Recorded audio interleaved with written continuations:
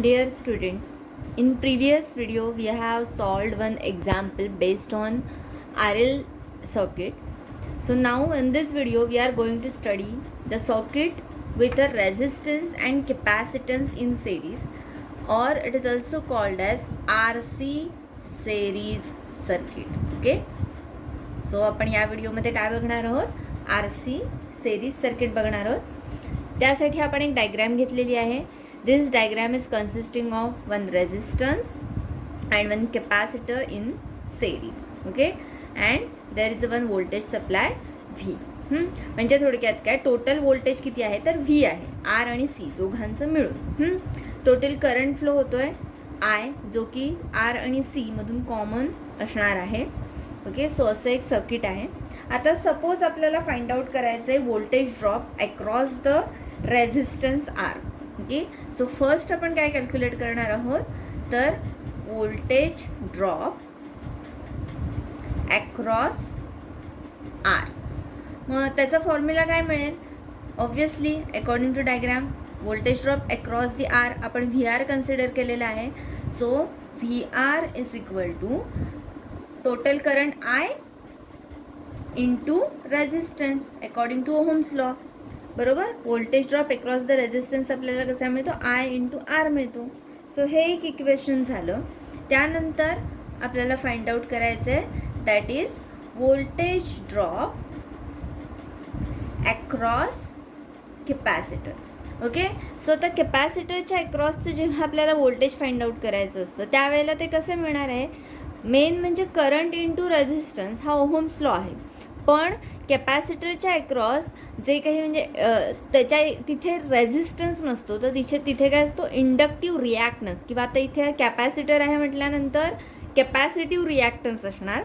So आपण इथे VC कसं फाइंड आउट करणार आहोत तर I इंटू XC. याच्यामध्ये XC हा काय आहे तर कॅपॅसिटिव्ह रिॲक्टन्स आहे. आणि हे जे व्होल्टेज असतं कॅपॅसिटन्स असल्यामुळे हे जे व्होल्टेज असतं हे काय असतं तर करंटला लीड करतं. कॅपॅसिटन्समध्ये आपण काय म्हणतो तर कॅपॅसिटन्स व्होल्टेज हे लॅग करतं बिकॉज करंट लीड करतो. कॅपॅसिटिव्ह सर्किट असतं त्यावेळेला इथे म्हणजे थोडक्यात रेझिस्टन्सचं कसं असतं ते इन फेज असतात, व्होल्टेज आणि करंट इन फेज असतात. आणि कॅपॅसिटन्समध्ये voltage lags the current by 90 degree, किंवा आपण याला असं म्हणतो current leads the voltage by 90 degree, असं कॅपॅसिटरचं असतं. आता हे व्होल्टेजेस आपले फाइंड आउट करून झाले. याच्यामध्ये आपण XC जनरली कसा काढतो तर XC हा 1/ωc असा आपण कन्सिडर करतो. हे व्होल्टेज ड्रॉप फाइंड आउट करून झाले. आता आपण याची जर आपल्याला फेजर डायग्राम ड्रॉ करायची असते अकॉर्डिंग टू दिस, तर फेजर डायग्राम कशी येणार आहे, पहिला आपण टोटल करंट I आहे त्याच्यामुळे आपण रेफरन्सला काय घेणार आहोत तर current as a reference consider करणार. म्हटल्यानंतर आपण पहिला करंट ड्रॉ केला. Okay, current as a reference draw केला. त्याच्यानंतर VR आणि करंट मी इन फेज म्हटलं आहे त्याच्यामुळे याच्याच वरती काय येणार आहे तर आपण VR ड्रॉ करणार. त्याच्यानंतर VC जर ड्रॉ करायचं असेल तर VC काय म्हटलं आहे आपण, voltage is lags the current by 90 degree. त्याच्यामुळे तो ड्रॉ करताना कसा होणार आहे, लॅगिंग म्हटल्यानंतर क्लॉकवाईज आपण घेणार 90 डिग्रीवरती. हा आपला VC झाला. नंतर आपण ज्यावेळेला V फाइंड आउट करतो तो कसा फाइंड आउट करतो, इथे आपण काय करतो VC आणि VR यांचा एक पॅरलेलोग्राम तयार करतो आणि त्याचा जो काही डायगोनल असेल तो डायगोनल म्हणजे आपला काय असतो तर V असतो. आणि हा 90 डिग्री असतो I आणि VC मधला अँगल, बट V आणि I यांच्यामधला अँगल आपण किती घेतो तर फाय घेतो. म्हणजेच थोडक्यात आपण इथे काय म्हणू शकतो तर इथे याच्यात आणि याच्यात काय होतं, current is leads the voltage by 90 degree कॅपॅसिटरच्या बाबतीत, पण Vच्या बाबतीत RC सर्किटच्या बाबतीत आपण काय म्हणू शकतो, current leads the total voltage by angle phi, असं आपण इथे म्हणू शकतो. आता याच्यावरून, या डायग्रॅमवरून, याला आपण खरं तर व्होल्टेज ट्रायंगल असं म्हणतो. सो याच्यावरून आपण फाइंड आउट करणार आहोत तर कॅपिटल व्ही. आता जर आपल्याला कॅपिटल व्ही हा जर फाइंड आउट करायचा असेल तर आपण जनरली त्याचा फॉर्म्युला काय घेतो कॅपिटल व्हीचा, तर under root of V C square plus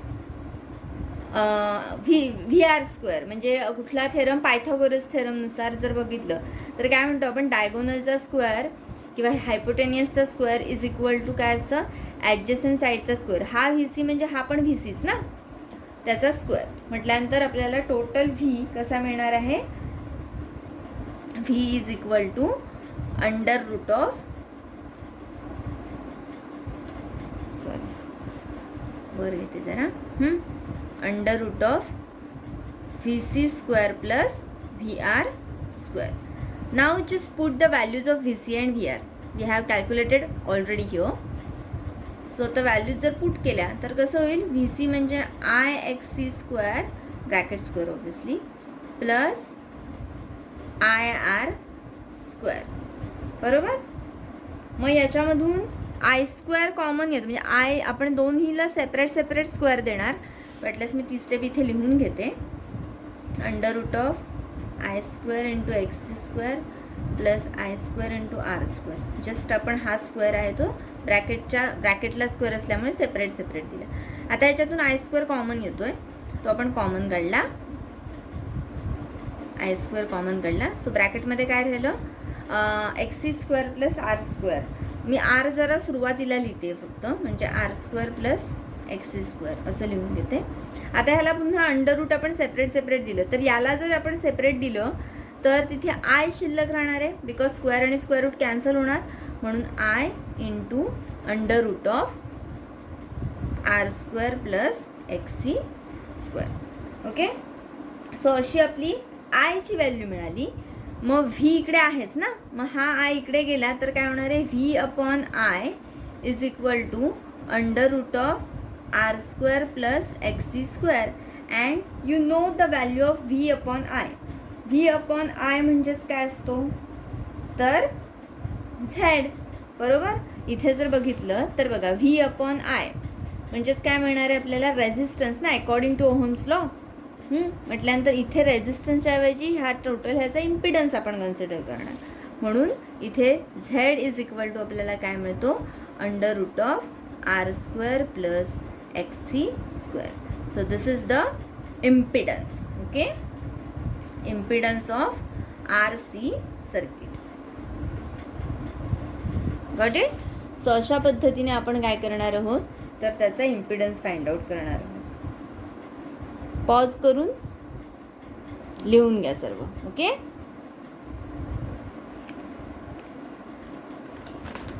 so next point आहे, that is the phase relationship between the voltage and current.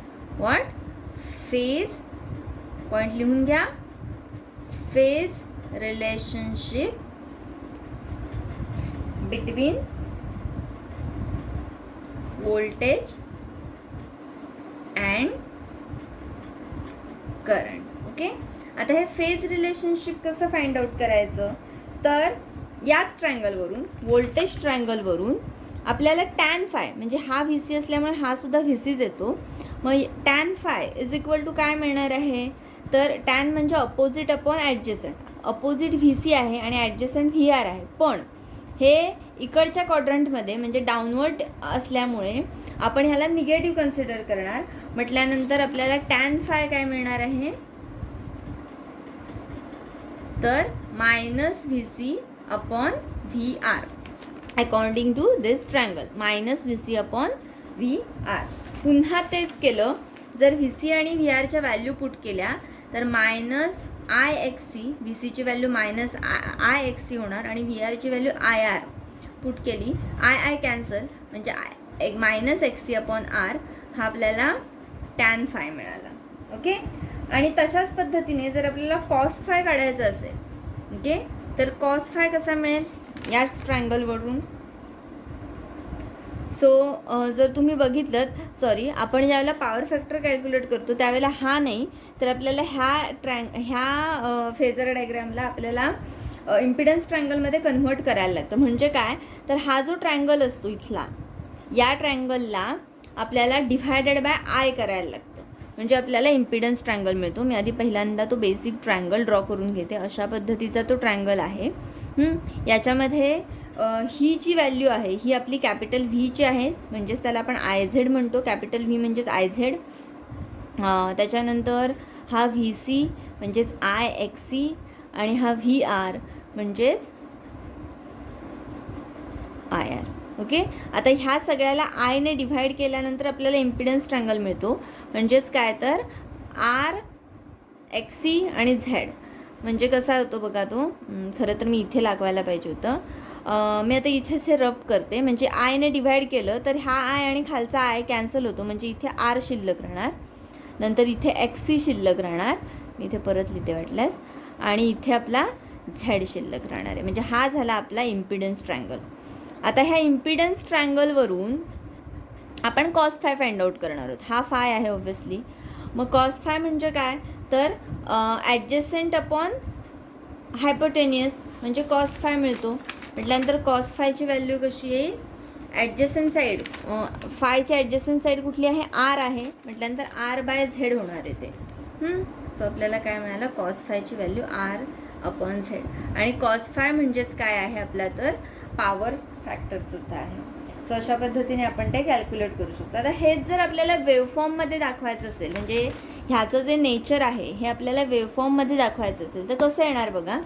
पहिल्यांदा आपला करंट, सॉरी, इथे काय होतं आहे, करंट लीड्स बाय फाय ना, current leads by voltage by angle phi. Okay. Current leads the voltage by phi. मग voltage as a reference किंवा voltage जर तुम्ही ऑब्झर्व केलं तर वोल्टेज हे आपण ए सी मेन्सला दिलेलं आहे. त्याच्यामुळे वोल्टेजला आपण जर 0पासून सुरू केलं तर वेवफॉर्म कशी होईल बघा. ओके. इकडे काहीतरी थीटा असेल आपला. त्याच्यानंतर पहिली वेव आपण व्हीची अशी ड्रॉ केली, बरोबर. इथे 2π आणि इकडे पाय, ही आपली व्हीची वेव आहे आणि हा 0 आहे. मग आपल्याला करंट ड्रॉ करायचं आहे. तर current by angle five lead करतो. मग लीड करतो म्हटल्यानंतर आपण लेफ्ट साईडवरून ड्रॉ करायला सुरुवात करणार, बरोबर. आणि आपली करंटची वेवफॉर्म अशी येणार. ही आपली करंटची वेवफॉर्म झाली आणि हा त्यांच्यातला फेज डिफरन्स झाला. Got it. सो अशा पद्धतीने आपण वेवफॉर्मने सुद्धा ते काय करू शकतो, रिप्रेझेंट करू शकतो. तसंच याच्याबरोबरच आपल्याला आता याची पॉवर जर कॅल्क्युलेट करायची असेल, सो आपण पॉवर कशी कॅल्क्युलेट करणार, आपण मागे सुद्धा कॅल्क्युलेट केली आहे. So power, average power is equal to आपल्याला काय मिळतं, average power of resistance plus average power of capacitance, बरोबर.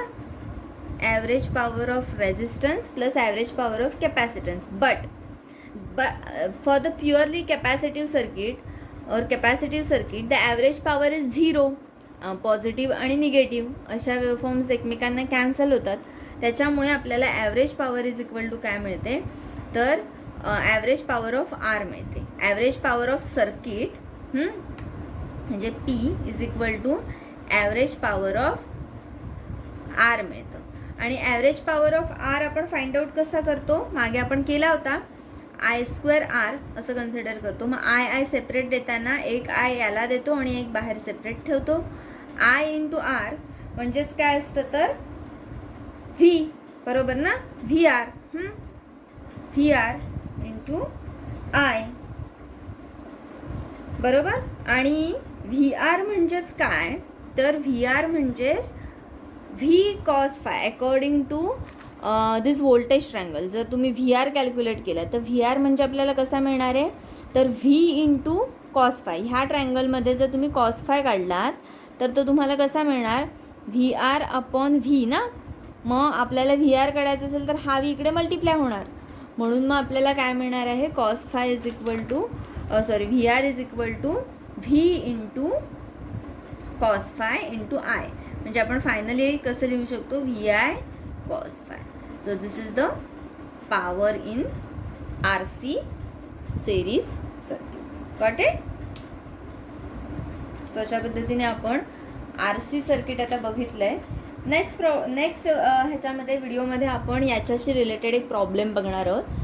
व्हिडिओ पॉज करून तुम्ही हे सर्व लिहून घेऊ शकता. ओके.